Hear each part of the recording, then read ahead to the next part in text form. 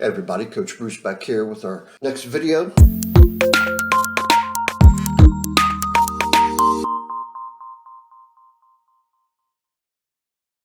Today we're going to be talking about interpretations. For those of you that are here for the first time, thank you for coming and checking us out. I encourage you to subscribe to the channel, like the video, and if you've learned something at the end of this, share it with somebody else that you think would be benefited from the video as well. Feel free to leave a comment for me, for somebody else. Again, I'm all about engagement, all about getting conversations going. We're on this journey together. And again, if it is your first time here, I encourage you to go back to watch video number 1. This is a series of videos that we are on in order to fulfill the journey to become our most authentic selves so that we can live the type of lives that we desire to have and make all of our dreams come true, right? If you are back again, thank you for coming back. Love to have you here. Blessed to have you here. Feel free to like the video as well. Feel free to leave a comment and share with anybody that you might think would be benefited from all this. Okay, so new year, better me, right? We covered that in our last video. Cover interpretations. Interpretations are simply opinions. The video before that, we were covering limiting beliefs. Today, we're going to cover interpretations. And it is one of the 4 main things that hold us back from being our true authentic selves and being able to live the type of lives that we want to have. Again, as we covered before, limiting beliefs are one of those, interpretations are another, assumptions, and fears. Those 4 things are the 4 key elements that hold us back from becoming our true authentic self. And we're going to cover each of those. Limiting beliefs we've already covered. Interpretations are based partially on our limiting beliefs, and it's what all of our assumptions are based on as well. So what would be an example of an interpretation, right? Let's say you were 2, 3, 4, or 5 years old and you went to a circus and you saw a clown that just really freaked you out, right? Happens to people all the time, happens to children all the time. There's a tremendous amount of people that are afraid of clowns. That created an emotional moment for you, which imprinted into your subconscious mind, and you formed a thought process around that emotion, and your interpretation from there on out is clowns are scary, right?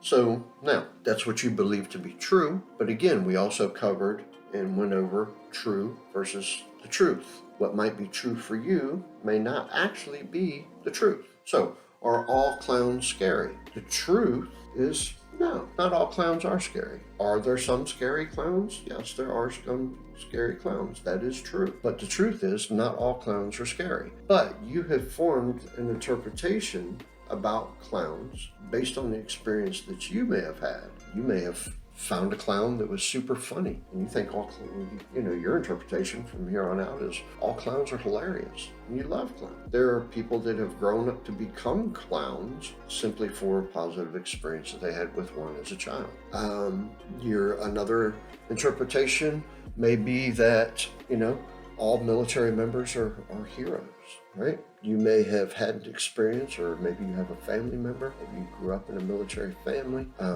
and had a family member that unfortunately got killed in action, right? Or maybe they won a medal, maybe they got a silver star or a bronze star, maybe a Medal of Honor, right?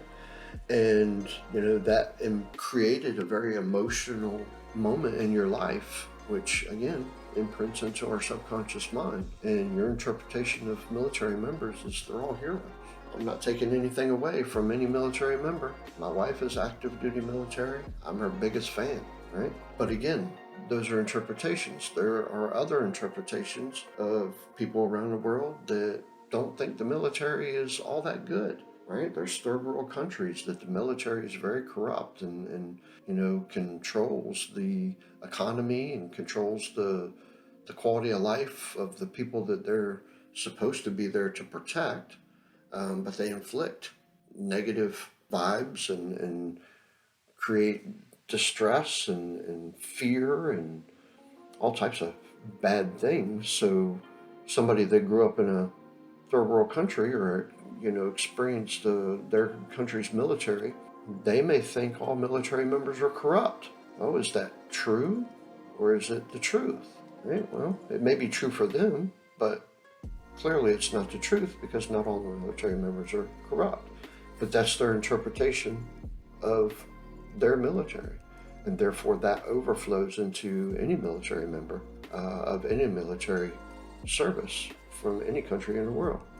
You may have grown up with a step parent that, didn't treat you very nice, so therefore you might think all step parents are bad, or mean, evil, distressful, whatever the case is, right? Is that true, or is it the truth, right? Well, again, what might be true for you may not necessarily be the truth, right? But that's your interpretation. And you have a right to interpret your experiences, and you have a right to interpret the world any kind of way you choose. But I would like for you to challenge yourself on some of the interpretations that you have, because some of these interpretations are actually holding you back from becoming your most authentic self. Another, situation may be, oh, well, I applied for, a certain job at a certain company that I've always dreamed of working at, and I got turned down 3 times, right? Or I applied for a certain college and didn't get accepted, right? Well, your interpretation may be, I'm never going to be able to get into that company. I'm never going to be able to get into that college, right? Well, is that true, or is it the truth, right? Well, I believe if you work hard enough and you find out the reasons why you didn't get accepted and you do the work that's required in order to fix those things, I believe that you would have no problem getting into that company or getting into that school, right? So could it be true, or is it the truth, right? But based on your experience, you've interpreted the situation that you will never be able to get into that school or never be able to work for that company, right? Those are also where our assumptions come from. Based on experiences that we have and the interpretations that we create concerning those circumstances and situations, we begin to assume things that aren't necessarily correct, right? And a lot of the assumptions fall back into our limiting beliefs. Well, I applied for, that job 3 times, and they turned me down all 3 times, and I wasn't qualified enough.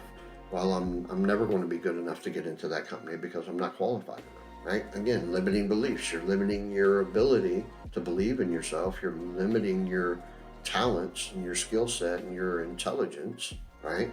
By saying I'm never going to be good enough to get into that company just because you got turned down 3 times. And your interpretation is, I'll never work for that company, and which is an assumption.